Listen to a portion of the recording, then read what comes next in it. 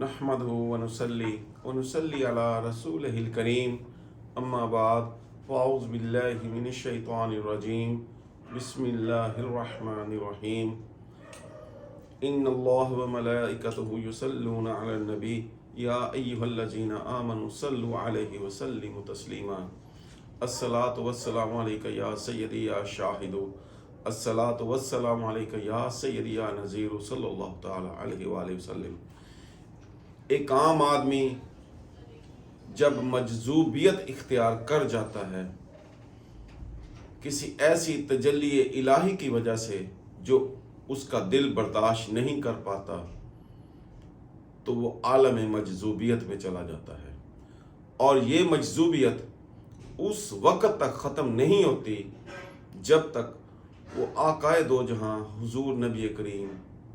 रहमतल लिल आलमीन सल्लल्लाहु ताला अलैहि वसल्लम के दर अक़दस पे हाज़िरी ना दे। जैसे ही वो वहाँ जाकर हाज़िरी देता है,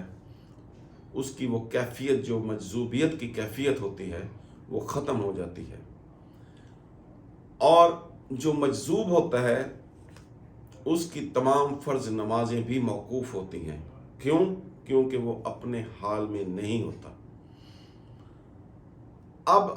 आकाए दो जहां के दर अक़दस पे पहुंचने के बाद उसकी मजजूबियत कैसे ख़त्म हो जाती है?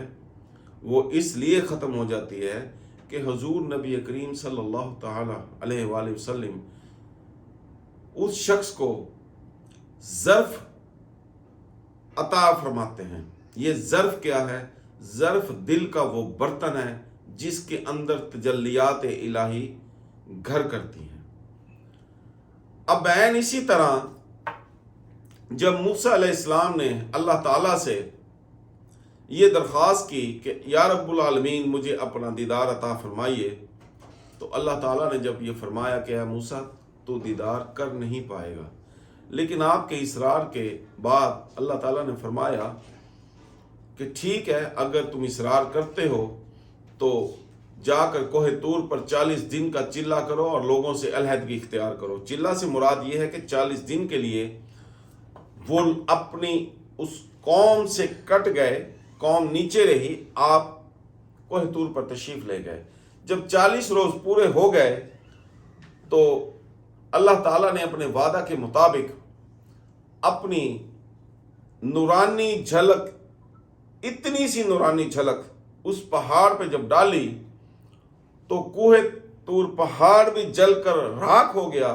और इसके साथ साथ जनाब मूसा अलैहिस्सलाम बेहोश हो गए, यानी कि अपने होशोवास में भी ना रहे। और जब आका अलैहिस्सलातु वस्सलाम को मिराज अता हुई, आप हतीम से बाहर तशरीफ़ लाए, हज़रत जिब्राइल इस्लाम आपके साथ थे। बाहर आकर उन्होंने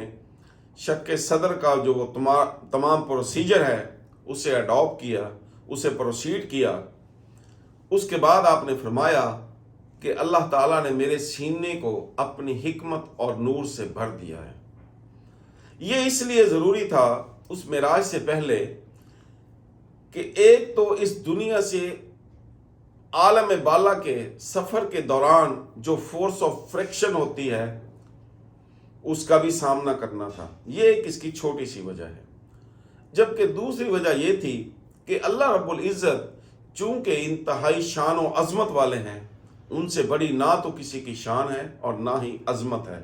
और ना ही उनसे बड़ी किसी की बुजुर्गी है जो बुजुर्गी और अज़मत अल्लाह रब्बुल इज़्ज़त की है। चूँकि जितनी बड़ी शख्सियत होती है उतनी बड़ी उसके लिए तैयारी भी की जाती है। लिहाजा जब आप इस प्रोसीजर के बाद आपको ऊपर अल्लाह ताला ने बुलवाया तो जनाब जिब्राइल इस्लाम आपके हमरा थे। उन्होंने आपका साथ सिदरतुल मुंतहा तक दिया। जब सिदरतुल मुंतहा तक आप पहुंच गए तो जिब्राइल इस्लाम ने अर्ज़ की कि या रसूलुल्लाह सल्लल्लाहु ताला अलैहि वसल्लम, इसके आगे अगर मैं एक बाल बराबर भी सफ़र करता हूँ तो मैं जलकर खाकस्तर हो जाऊँगा। लिहाजा आगे का सफ़र अब आप ही को तय करना है। तो चुनाचे आकाए दो जहां मशीयत इलाही के तहत आगे तशरीफ़ ले गए और جب آپ آسمانوں پہ پہنچ گئے اللہ رب العزت کے ہاں، تو اللہ تعالیٰ کا آپ نے دیدار جس طریقے سے کیا، جس حال میں کیا، اور اللہ تعالیٰ نے آپ کو اپنا دیدار جیسے بھی کروایا، جس طریقے سے بھی کروایا، یہ اللہ تعالیٰ کا رسول یا خود رب تعالیٰ ہی بہتر جانتے ہیں۔ اب یہاں سوال یہ پیدا ہوتا ہے،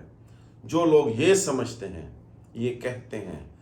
اور لوگوں میں اس بات کا پرچار بھی کرتے ہیں کہ آقائے دو جہاں کی جو ملاقات تھی شب معراج پہ، وہ تو جبرائیل علیہ السلام کے ساتھ ہوئی تھی، تو اندازہ کیجئے ان کی عقلوں کا، ان کے شعور کا، کہ وہ جبرائیل جو دن میں صبح دوپہر شام میں تشریف لاتے تھے اور بارہا تشریف لاتے تھے، کئی اشکال میں تشریف لاتے تھے، تو کیا ان کے دیدار کے لیے یہ سارا تردد کرنے کی ضرورت تھی؟ دوسری بات، ہمیشہ جو ملاقات کا ذکر ہوتا ہے وہ کسی بڑی سے اعلیٰ ہستی کے ساتھ ہوتا ہے۔ اس کائنات کی سب سے، ان تمام عالموں کی سب سے بڑی اور اعلیٰ ہستی وہ صرف اور صرف اللہ رب العزت کی ذات اقدس ہے۔ اگر آپ کو حضرت جبرائیل علیہ السلام سے ہی ملنا مقصود ہوتا تو وہ تو ملاقات یہاں اس کائنات کے اندر ہوتی رہتی تھی، اکثر و بیشتر ہوتی تھی، جبکہ وہ جبرائیل جو خود رحمت للعالمین کی رحمت کی وجہ سے اسے کئی فیوز و برکات عطا ہوئیں، کیا ان سے ملنے کے لیے آپ گئے تھے؟ جبکہ اللہ تعالیٰ کا خود فرمان ہے کہ جب حضور نبی کریم صلی اللہ علیہ وسلم اوپر چلے گئے، تشریف لے گئے، تو اللہ تعالیٰ کا خود فرمان ہے کہ اس کی آنکھ میں نہ تو کوئی کجی تھی اور نہ اس کی آنکھ ادھر ادھر بھٹکی، اور وہ ایک طاقتور ہستی کی جانب متوجہ ہوا۔ اب وہ طاقتور ہستی نہ تو جبرائیل علیہ السلام ہو سکتے ہیں، یاد رکھیے اللہ تعالیٰ تمام طاقتوں کا سرچشمہ ہے، ان سے بڑھ کر کسی کی طاقت نہیں ہے۔ جب کوئی سب سے اعلیٰ طاقتور، سب سے اعلیٰ بااختیار، سب سے بڑی اتھارٹی کسی کا ذکر کرے گی تو وہ اس کی طاقت اور اتھارٹی کا ذکر نہیں کرے گی، وہ اس کی سوجھ بوجھ کا، اس کی عقل و دانش کا ذکر کرے گی۔ وہ یہ تو کہہ دے گی کہ فلاں ہستی، فلاں شخص صاحب حکمت ہے، صاحب عقل ہے، صاحب علم ہے، لیکن وہ طاقت کا اظہار نہیں کرے گی۔ یہاں تو اللہ تعالیٰ نے یہ فرمایا کہ ایک طاقتور ہستی حضور صلی اللہ علیہ وسلم کی طرف متوجہ ہوئی۔ اب اس بات کو مزید واضح کرنے کے لیے بتاتا چلوں کہ جب آپ واپس تشریف لائے تو جب آپ نے کفار مکہ میں آ کے یہ بات پھیلی کہ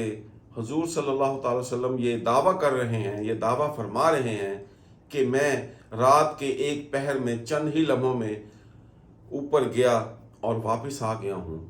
تو ان لوگوں نے اس بات کو بڑے عجیب و غریب طریقے سے اپنے دیگر لوگوں میں پھیلایا۔ جب یہ بات ابو جہل تک پہنچی تو وہ جناب سیدنا صدیق اکبر کے پاس گیا، ان کو ملا اور یہ کہا کہ مجھے یہ بتاؤ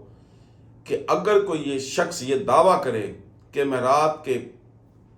پہر میں چند لمحوں میں آسمانوں سے گھوم پھر کے واپس آ گیا ہوں تو کیا یہ ممکن ہے؟ تو جناب صدیق اکبر نے کہا کہ ایسا تو ممکن نہیں ہے۔ پھر ابو جہل نے کہا کہ اگر یہ بات تیرا دوست حضرت محمد صلی اللہ تعالی علیہ وسلم کہے تو آپ نے فرمایا تو پھر یہ بات 100% سچ ہے، کیونکہ جو کچھ نبی کریم صلی اللہ تعالی وسلم فرمائیں گے وہ حق اور سچ پر ہی مبنی ہوگا۔ تو یہی وہ مقام ہے، یہی وہ وقت تھا، یہی وہ لمحہ تھا جہاں بارگاہ الہی سے جناب سیدنا صدیق اکبر رضی اللہ تعالی عنہ کو صدیق کا لقب عطا ہوا۔ اب یہاں یہ بات ثابت ہو جاتی ہے کہ صحابہ کرام میں ایک مقرب ترین صحابی ہیں آپ، وہ بھی یہ گواہی دے رہے ہیں کہ اگر محمد صلی اللہ تعالی وسلم نے یہ فرمایا ہے تو وہ حق اور سچ فرمایا ہے۔ دوسری جانب ایک مرتبہ آقائے دو جہاں نے جناب حضرت جبرائیل علیہ السلام سے پوچھا کہ اے جبرائیل، جس طرح سے کائنات میں موجود دوسری مخلوق کو اللہ تعالیٰ نے میری وجہ سے کافی ساری فیوز و برکات سے نوازا ہے، کیا تمہیں بھی میرے رحمت للعالمین ہونے کا کوئی فائدہ پہنچا؟ تو جناب جبرائیل نے عرض کی کہ یا رسول اللہ، اس دنیا میں آپ کی تشریف آوری سے پہلے اور آپ کے مرتبہ رسالت پر مبعوث ہونے سے پہلے ہم جو بڑے فرشتے تھے ان میں عزازیل بھی شامل تھا، اور جب عزازیل کو اللہ تعالیٰ نے سزا دی، وہ سزا الہی قیامت تک بھگت رہا ہے، یہ کہ فرشتہ عزازیل، اگر میں تفصیل بیان کروں گا تو ٹاپک بہت لمبا ہو جائے گا، اگر کسی نے اس کے بارے میں پوچھنا ہو تو وہ مجھ سے کامنٹس میں رابطہ کر کے پوچھ سکتا ہے۔ تو ہم انتہائی خوف زدہ ہو گئے جب عزازیل کو اللہ تعالیٰ نے سزا دی اور وہ قیامت تک اس سزا میں مبتلا رہے گا عزازیل، تو ہم پہ ہر وقت خوف طاری رہتا تھا اللہ تعالیٰ کے جلال کا۔ لیکن جب آپ اس دنیا میں تشریف لائے اور آپ کو رحمت للعالمین بنا کر بھیجا گیا، تو اس کے بعد اللہ تعالیٰ نے مجھے روح الامین کا لقب عطا فرمایا، اور اس لقب عطا فرمانے کے بعد میرے دل کو سکون و قرار عطا ہوا، اور مجھے یہ فیض آپ کی بدولت عطا ہوا۔ تو بھائی اور بہنوں، جس نبی کی وجہ سے فرشتوں کو بھی فیوز و برکات ملیں، اور یہ بات ثابت شدہ ہے کہ حضور نبی کریم علیہ الصلوۃ کی جو ملاقات ہے وہ معراج میں وہ بعین اللہ تعالیٰ ہی سے ہوئی تھی، اور جو کم عقل لوگ اس پہ اعتراض کرتے ہیں ان کے دل گھٹن کا شکار ہیں۔ میں آج ان سے ایک بات اور پوچھتا ہوں کہ آپ لوگوں کو اندازہ ہے کہ آپ لوگ اللہ تعالیٰ کی قدرت کاملہ کے اندر انٹرونشن کر رہے ہیں، and no one has right to intervene in Almighty Allah's authority, adoption. No one has. وہ جو چاہے کر سکتا ہے، وہ جو چاہے جس کو عطا فرما سکتا ہے، وہ جس کا چاہے درجہ بلند سے بلند فرما سکتا ہے، اور اس نے ایسا ہی کیا۔ اللہ تعالیٰ سے دعا ہے کہ وہ ہمیں دین کی صحیح سوجھ بوجھ عطا فرمائے، اور اگر آپ کو پسند آئے تو میرے اس چینل کو سبسکرائب ضرور کیجئے گا۔ اللہ تعالیٰ سے دعا ہے کہ وہ ہمیں نماز پنجگانہ کی توفیق عطا فرمائے، اپنا ذکر کرنے کی توفیق عطا فرمائے، اپنے پیارے حبیب کریم کے ساتھ سچی اور پکی محبت کی توفیق دے، اور ہمیں صبر اور شکر ادا کرنے والے بندوں میں شامل فرمائے۔ آمین ثم آمین، وما علینا الا البلاغ۔